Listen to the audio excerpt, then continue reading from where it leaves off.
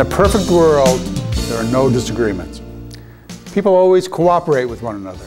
People put the business's interests ahead of their own. There is a willingness to get the job done in the most efficient way possible. In most business situations, the reality is that conflicts are to be expected. People see things differently, and they act on their beliefs, whether these beliefs are correct or not. As a manager, you have to be assertive in order to advance the business towards its goals. You have to have a clear idea of the necessary things to do. However, it is sometimes a challenge to get your subordinates on board with you. There's a way to resolve conflicts with subordinates and coworkers that both respects them as individuals and allows you to do the right things for the business without having any regrets. This approach to conflict resolution is based on the principle of negotiation. In this context, negotiation means hearing out the other person's side of the story. It means understanding where the other person is coming from in terms of what they need from the situation. It takes skill to develop an understanding of another person's needs. Once you have developed this skill, you will find that your negotiation with others, in order to resolve conflicts, will become productive and mutually beneficial. Here is your narrator to give an overview of the conflict resolution process. You are in a position to give orders. As the owner or top manager of a business, the important decisions are yours to make. However, in the realm of interpersonal relations, it's not wise to be an autocrat. Even if you can get your way, giving orders will cause resentment. A better way is to persuade your subordinates to accept your judgment. Just as you negotiate contracts with suppliers and customers, you need to negotiate with your subordinates. The goal of the negotiation is to accomplish the organizational task at hand, your need, while also meeting the needs of the subordinate. You can meet the subordinate's needs only if you know what they are.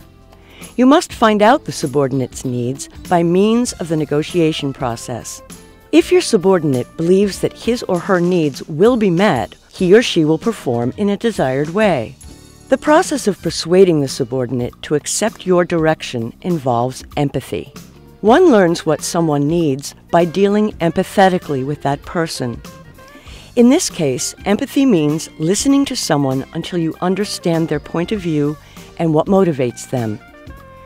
Then, by giving them something that meets their needs and that allows them to accomplish their personal objectives, you will create the win-win outcome that allows you to meet your own objectives.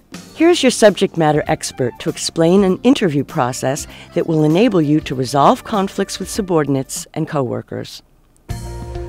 Business managers should be aware that a subordinate may not be candid with them when there is disagreement. Just because a subordinate agrees to follow orders does not assure that they are willing to do the work to the best of their ability. It is a fact of life that there will be conflicts when running a business. Some areas of conflict that could be addressed are establishing goals and timetables for task performance, the scope of a person's job responsibilities, or criteria for a salary increase or promotion. The manager must resolve conflicts in order to remove obstacles to success. The conflict that I will portray here depicts a problem that arises between a boss and a subordinate. The boss has to assure that the job gets done, but the needs of the subordinate must also be considered for the sake of maximizing motivation. Negotiation is the most common way to solve conflict problems in a business environment. A negotiation allows both sides to argue for their respective positions. At the conclusion of a successful negotiation, an agreement is reached on how to proceed. The best agreement occurs when both sides believe that their goals have been attained or that their needs have been met.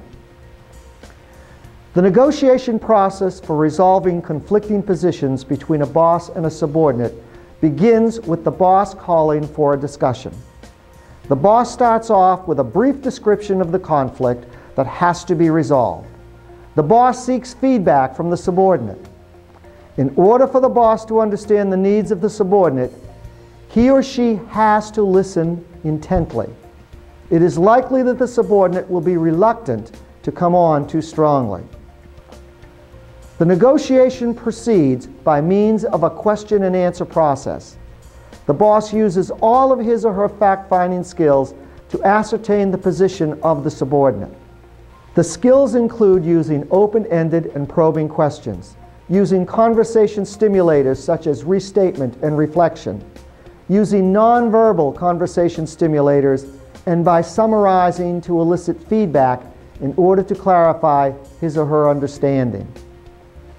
After sufficient dialogue has taken place, the boss can present his or her understanding of the areas of agreement and areas of disagreement with the subordinate. The purpose of this is to clarify areas of agreement so that they can be set aside. The dialogue continues with a focus on areas of disagreement until they can be resolved. The differences can be resolved by asking the other person to suggest alternative solutions. You may also suggest alternatives at this time. If you have a dialogue over some new alternatives, the subordinate will forget about his or her initial opposition to your idea.